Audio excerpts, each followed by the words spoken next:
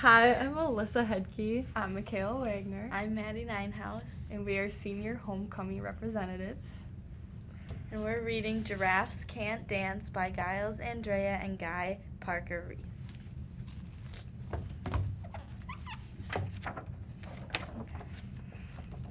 Okay. Gerald was a tall giraffe whose neck was long and slim, but his knees were awfully bandy and his legs were rather thin.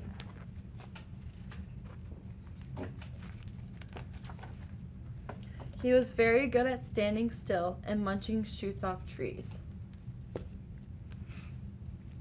But when he tried to run around, he buckled at the knees.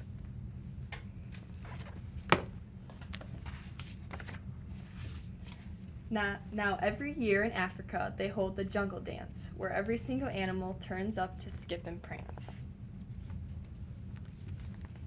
And this year, when that day arrived, poor Gerald felt so sad because when it came to dancing, he was really very bad.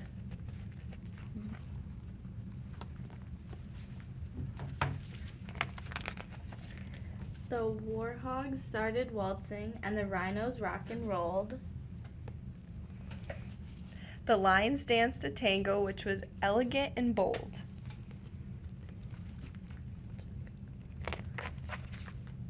The chimps all did a cha-cha with a very Latin feel. And 8 baboons then teamed up for a splendid Scottish reel.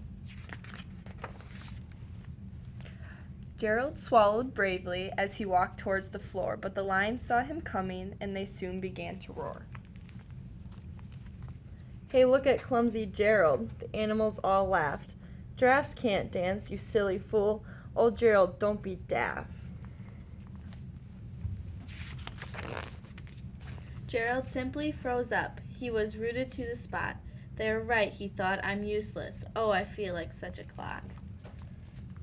So he crept off from the dance floor. As he started walking home, he'd never felt so sad before, so sad and so alone.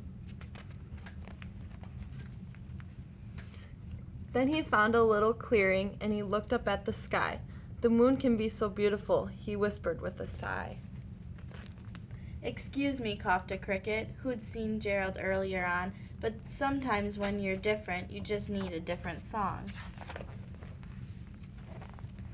Listen to the swaying grass and listen to the trees. To me, the sweetest music is those branches in the breeze.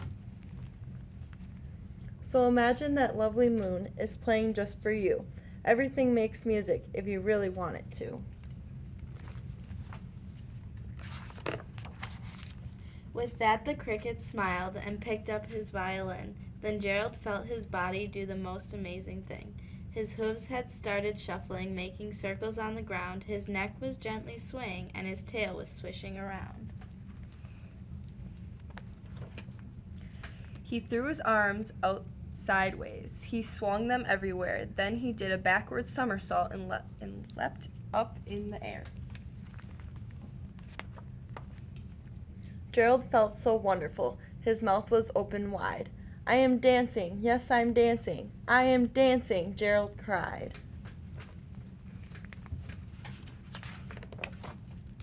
Then one by one, each animal who'd been there at the dance arrived while Gerald boogied on and watched him quite entranced. They shouted, "It's a miracle. We must be in a dream. Gerald's the best dancer that we've ever seen." How is it you can dance like that? Please, Gerald, tell us how. But Gerald simply twizzled around and finished with a bow. Then he raised his head and looked up at the moon and stars above. We all can dance, he said, when we find the music that we love. And just remember, you can do anything you put your mind to.